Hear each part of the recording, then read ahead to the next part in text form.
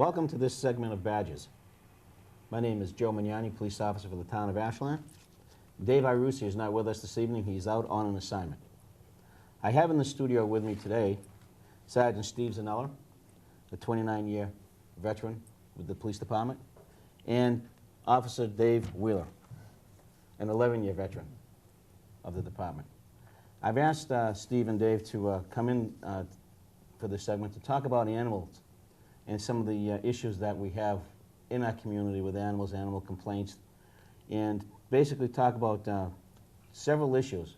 The three issues that we're going to talk about this afternoon are about Lyme disease, coyotes, and possibly now even snapping turtles. This is the season with snapping turtles. So I'm just going to turn it over to Dave and Steve and ask them basically about Lyme disease. How can one catch Lyme disease? Okay, basically Lyme disease is basically caused by the ticks. Okay, it's a special tick. It's not your, what they call, we'll refer to as the dog tick. It's a tick that's only about half the size of a dog tick. It's a little bit bigger than the head of a pin. It looks the same, but if you put two of them side by side, you probably couldn't tell the difference unless you were an expert in that type of thing on insects. To catch this, the tick, what it does, you have to be out in your yard unless you have pets. The pets can bring it into your house, like dogs. Dogs can also catch this. Especially the tick has to bite you. Okay, the ticks are basically a slow-feeding animal. A lot of times you wouldn't even know you had the tick on you. It's a good idea if you've been out in your yard doing any kind of yard work, especially in the woods or in any tall grass fields. The favorite places of these are damp fields. What the tick itself does is what it'll do is it'll crawl up on a blade of grass, a nice high blade of grass, and it actually holds onto the blade of grass with its rear legs, and it sticks all its other legs up like this to act as hooks. The first unsuspecting cat, dog, mouse, animal, deer, person that walks by, he hooks on and goes for the ride. He'll usually try to get to a spot on your body where there's like armpits, groin area. They love to try to make it up to your head.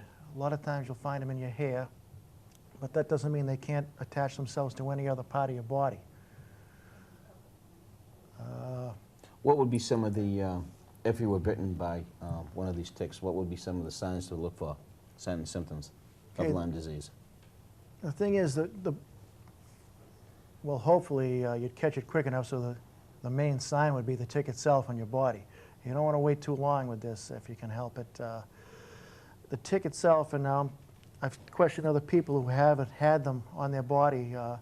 Another person I know, this is contrary to some things you read, but this guy really has a lot of knowledge on the subject, and I kind of believe what he says because he's pulled them off of them. Unlike the dog tick, who you see the whole tick is actually there, and it's just hanging on by its mouth parts.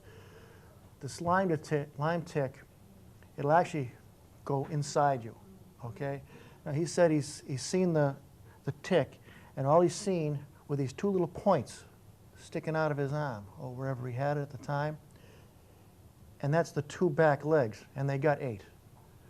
So that'll tell you that 3/4 of the tick is into your arm, and when they're going in, you can't really feel them because it's such a slow process, and they have like an anesthetizing agent in their saliva that'll, it's not even as bad as a mosquito. You wouldn't even know that it was biting, and it just anesthetizes the wound as it's going in. So it burrows under the skin. Exactly, and then it probably is going to take at least a day in there. So if you're in the shower, if you've been in the yard and you're in your shower, you want to do a couple of spins probably in front of the mirror. If you see this, anything that doesn't look right, it'll be a little red mark with you may see the whole tick and he may be in there. We can't go by if he's going to be all the way in or if he's just going to be part way in. And you can't rely on any of these things. These are just observations by other people in the field that have had them on them that I'm quoting here. But for all intents and purposes, they may not go that far into you. And another thing is, it may not be a Lyme tick. We don't want to start off a panic. The majority of the ticks out there are the common, what we call dog tick. The Lyme tick, again, they're saying only 50% of the Lyme ticks actually carry the Lyme disease. We do have a picture of a Lyme tick. I think what we'll do is we'll show it later in the show. We have a book, and we can put that picture in so you have an idea on the difference between the two ticks. So that way the parents don't go crazy checking out their kids and thinking that every tick that they have on their child or on their pet may be a Lyme-carrying tick. It's good, though, if you get one on you and it has actually burrowed in. This is almost at epidemic proportions, Lyme disease now. People just don't realize how much of it is out there and how bad it is. I personally have 3 friends that I know of that already have it. And what are they doing for treatment with it, Dave? What do they have to do for treatment if, in fact, you are bitten by a Lyme tick? Well, the treatment is, the key word here is on treatment is early treatment, okay? The disease is completely curable, they're saying, if it's caught early enough. Now, that's usually within, hopefully, a few weeks, I'm told. If it goes a few months, then we're going to have to get into more aggressive treatments, and there's a chance that you might be suffering symptoms forever. So a good rule of thumb is now, with all the rain that we've had and the moisture that we have, if anybody's outside, make sure they brush themselves off. Check your clothes. Check your clothes. You usually can see them crawling up your legs. You got to look real close because they are very small. They're like only half the size of a common dog tick, which most people have seen. I have a question. I have a dog, and the common dog tick is very prevalent. And the other day I went up to the animal hospital and I asked one of the nurses up there, in fact, how to remove them. She said basically just take a tweezer or some sharp instrument and take it right out. She said the fallacy about them burrowing in and living if their head is embedded and they will continue to live, and that's not true. What might you suggest if you get a Lyme tick on you?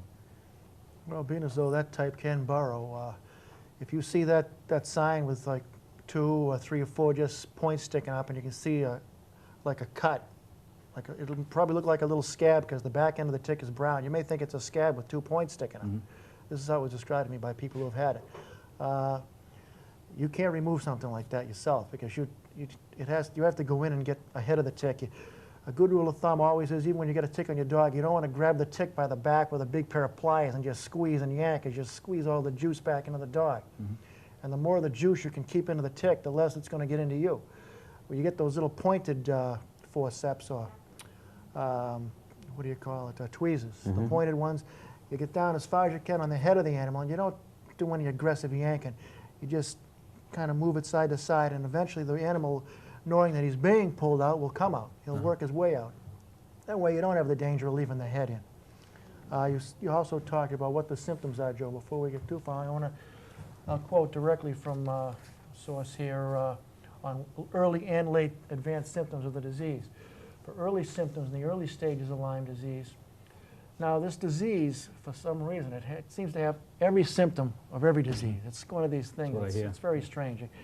Some symptoms you won't have, some you will, but for the most part, the early symptoms of the disease are fatigue, chills and fever, headache, muscle and joint pain, swollen glands, swollen lymph nodes, characteristic rash, which they call erythema migrans. We'll talk a little bit about that. That's the classic, what some people have heard, the so-called bullseye rash. But that comes after the tick has already been in you for a day or two. It can expand to, say, up the side of your arm like this and can travel a long ways. And if you look at it from a distance, it looks like it's a corona around the spot. It gradually will move out and get bigger. And a red rash can appear on the area. If you're get out of the shower, you see anything like that, that would even last after the tick is probably off you for a bit. So if you see that, now again, there's no guarantee that you're even going to get that red bullseye rash. You can't go by that even. You just got to keep check of it and check yourself when you can, and especially if you've been out in the woods or in your grass. Is there any way, if you thought you may have this disease, to go to the hospital and just get blood work? Is there something that you can do? That's exactly what you're going to have to do. It's going to have to be at the hospital. Now, again, you asked about how to cure it. Basically, it's just common antibiotics that'll cure this disease. Again, it's got to be caught in time, and 100% curable with antibiotics if it's caught in time. Let's see, if you don't catch it in time, what we can be in for, some of the late symptoms of the disease, which may not appear until weeks, months, or years after the tick bites. Now this is arthritis.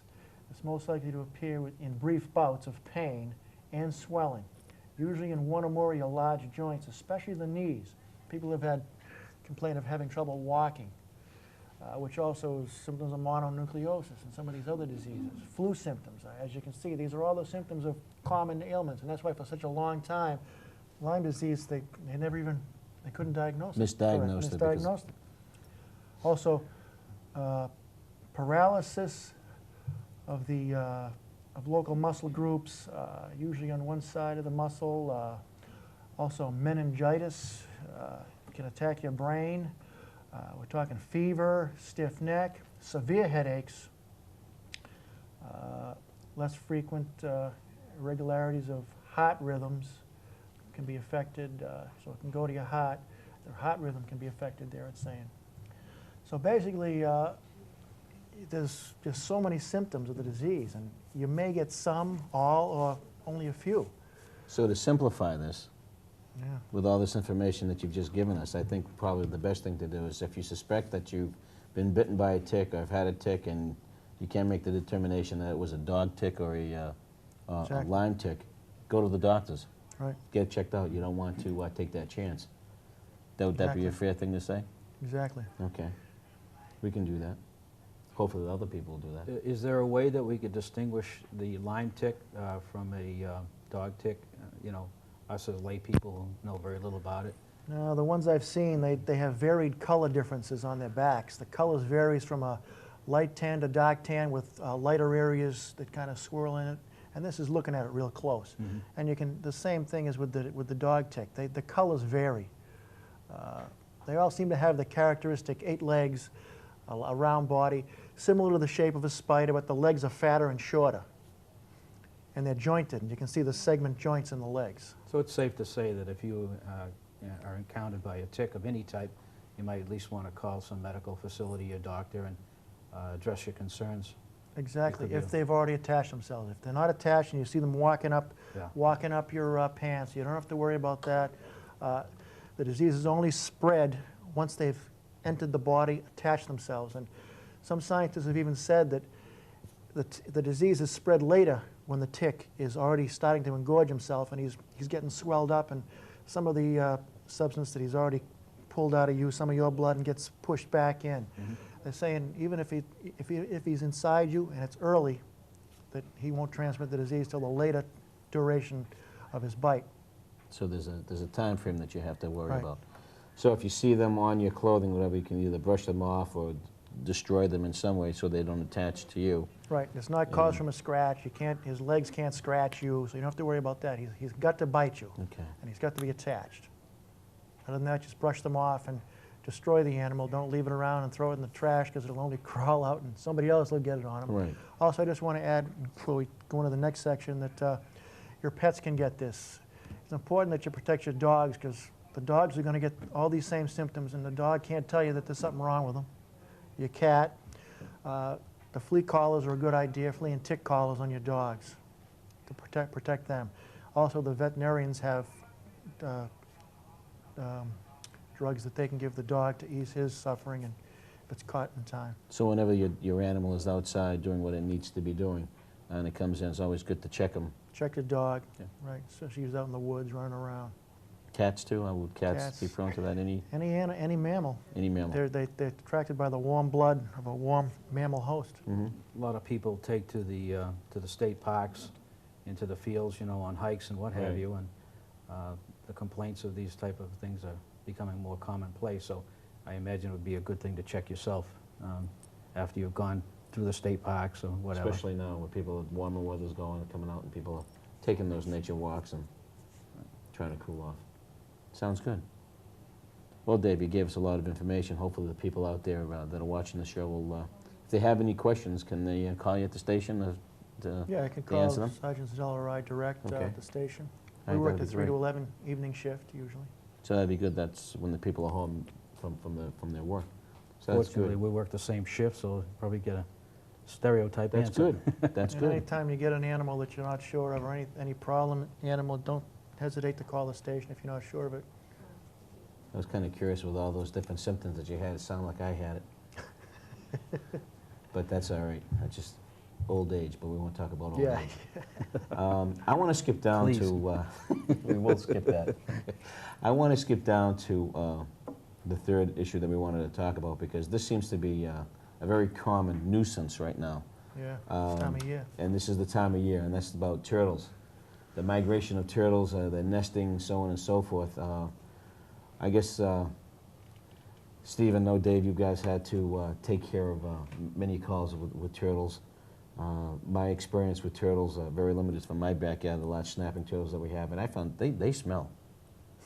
My God, they stink. Yeah, I mean, they're not a very pleasant animal. They're not those little turtles that you get at the 5 and Yeah, 10 store that you can yeah. put in an aquarium. They smell.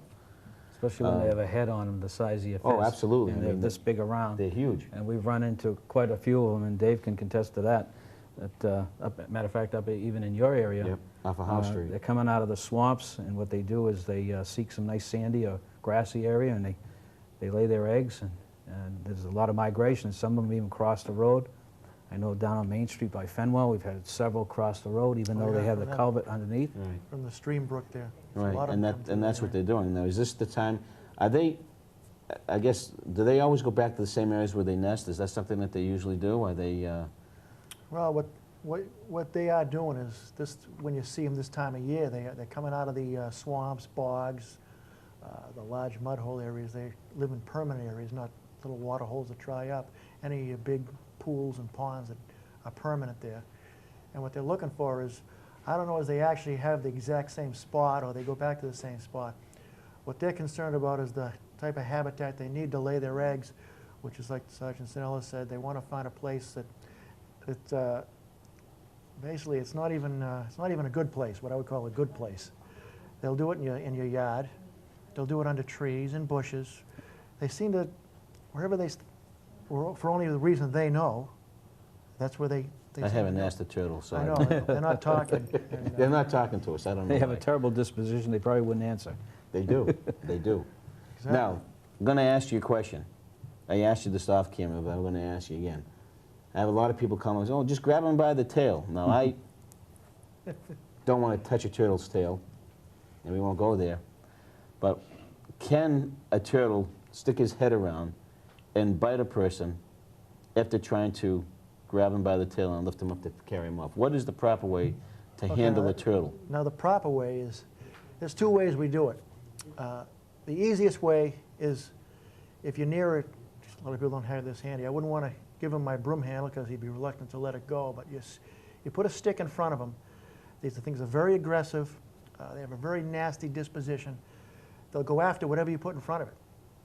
And they'll bite onto it, and they don't just bite like that and let go. They bite and they're holding on, and they don't let go. A lot of times, even when they're dead, they don't let go. People have had to saw the heads off these things and actually pry the heads off of these things. So what I do a lot of times is, because I've done a lot of them and I'm kind of comfortable with the animal, but a lot of people, I don't recommend this. My way of doing it is, and you just can't just go up haphazardly and do this, is you do get them by the tail. Now that tail is only about this long on an average size snapping turtle, and the tail tapers very quickly to a thin part, which is would be only about this thin. You can't grab them by the very end of the tail. That's where a lot of the people get in trouble, because number one, that's going to snap off as soon as you pick them up. You're going to injure the turtle. We're not here to injure the animal. We want to just get them off the yard, possibly. If you're going to grab them by the tail, you've got to get way up near the bottom of the tail, where it's thick and meaty. It's about this big around. You're not going to break the turtle's tail off, because you're actually touching the back part of his body. And you pretty much have to reach up under the shell to do this. Now, people that do reach the end of the tail, that's where you hear them saying, the turtle came around and almost bit me, okay? Because that tail is probably this long, okay? And if you're at the end of it, it comes around, you're putting yourself closer to the head, okay? So again, you've got to be right up to the back of them. Now, these animals aren't that fast, but then again, they're not that slow. They'll move pretty fast, but not as fast as like a snake bite or something. The head could move fast. Yeah, Right. and the neck can stick out pretty far. But all the ones I've picked up, I've never seen the head be able to make it past the halfway mark on the shell. And I've held them up and teased them a little bit to see just how far they can reach. The head can come out pretty far. A lot farther than you probably see them when he's walking. I don't want to try. Okay? So again, unless you've experienced with these animals, and they are very nasty, and they are aggressive, and they'll hiss, and they'll snap at you when Yeah, you're they far do. away. They do hiss. The best thing to do is either call one of us at the station. We'll gladly come and assess the situation, and if he has to be removed, we can remove him. Usually, they're not going to stay there. The best thing is just to leave them alone, and they'll go on their happy, merry way. But if it has to be removed, and there are pets and kids that can get in trouble, we will come and take it away. Again, if you want to do it yourself, the best thing is not to do the tail method. Put a stick in front of him. Once he bites onto that stick, you can drag him along his merry way, any way you want. He'll just hold on. You can drag him around the yard. The best thing to probably do if you're doing it on your own is find the large body of water he came out of and drag him back towards the body of water. He may come back, he may not. He may go a different route. Like I say, we don't really know why or where they want to lay their eggs. Only the turtle seems to know that. The best rule of thumb is, probably give us a call. Most lay people, if you do in fact encounter a turtle and you get bitten, it's going to be an experience that you're not soon going to forget. Like Dave said, they latch onto you and they don't let go. And sometimes the only way to break that is to kill the animal, and that's not what we're here about. Right. Second of all, a lot of concerns about pets. We've been to calls, and Joe Smith will come out with his collie and say, gee, look at the turtle, and the dog wants to sniff the turtle. That's going to be the last turtle that turtle on his dog nose. ever sniffs. Because, like I say, they will latch onto you and they will do some serious damage to you or your dog. I've handled them in the past, and I've handled them properly to pick up the larger ones between my legs, and they can come out and they can grab your calf or your thigh, just in trying to protect themselves. Tell about And the actual jaw and how that. The what jaw that looks itself is somewhat of a, if you look at a snapping turtle, it's almost like this. But this here bottom jaw is pointed, and so is it kind of goes underneath. So it kind of locks in on you. And it's not something that you can pull off. It's something that he has to open its Disengage mouth his and jaw. disengage. And like Dave said, there's cases you either have to destroy the animal and literally cut the head off, and that's not what we're here No, it's about. definitely not. The rule of thumb is they're really something to be concerned with if you see them in your yard or on the side of the road. Matter of fact, the other night I had one on East Union Street. Some lady had stopped in the middle of the road. I thought she was broken down, and I approached her, and she had her four-way flashes on, and there was this big mud turtle right in the center of the road, making its way across the road, and she was just kind of protecting it, which is good because you can do a lot of car damage if you hit some of these things. Right, the bigger ones. The bigger ones, and this was, I'd say the shell on it was like this, so that's a good-sized turtle. They make soup out of those. I understand they do. right.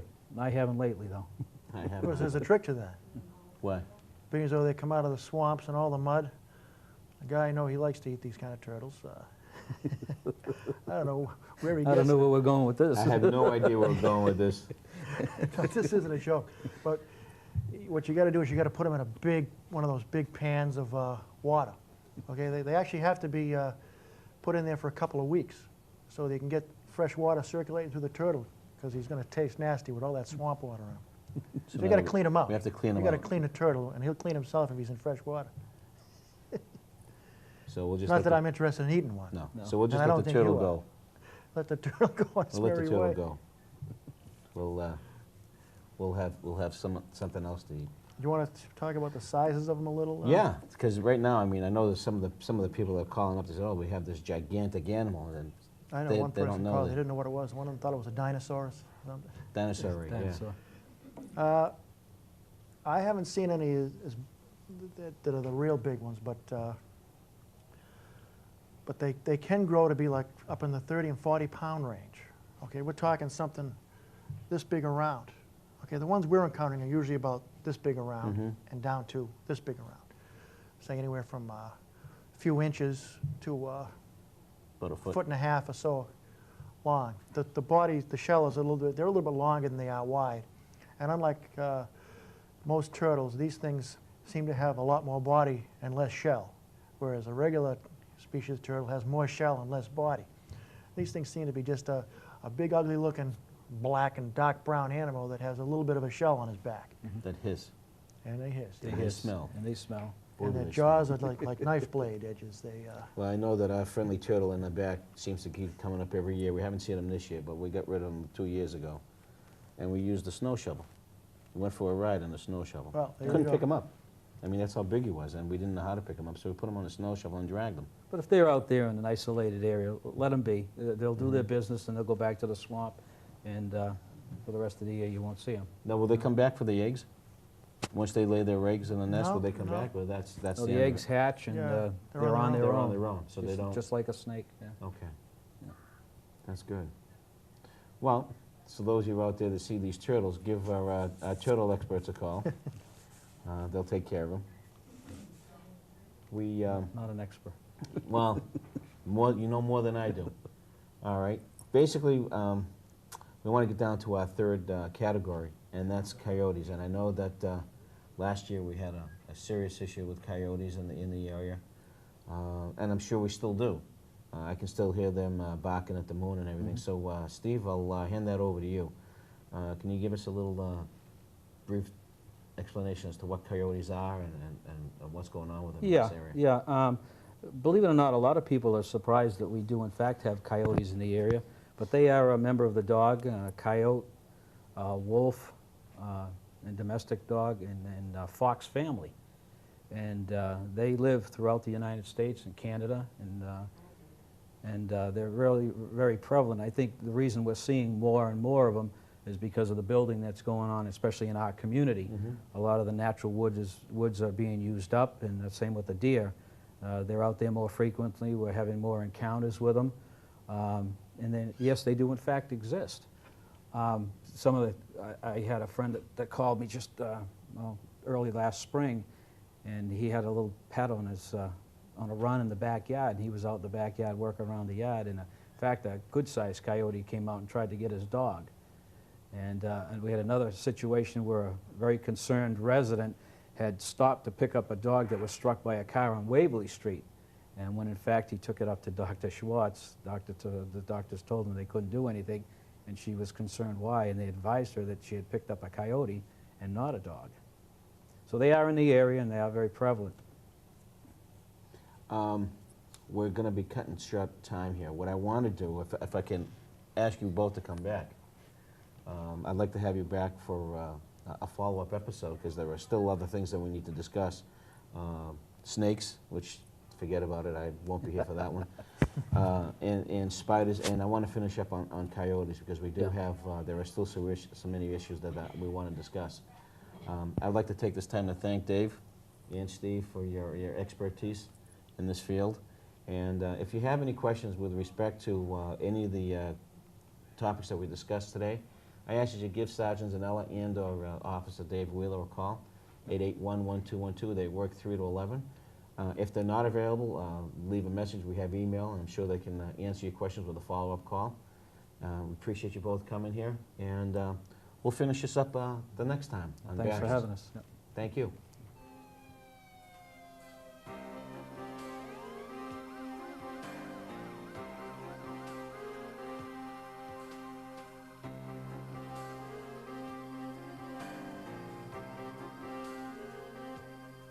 A house 200 years old atop a hill in Boston. Its cornerstone was set by Paul Revere and Samuel Adams. The Massachusetts State House.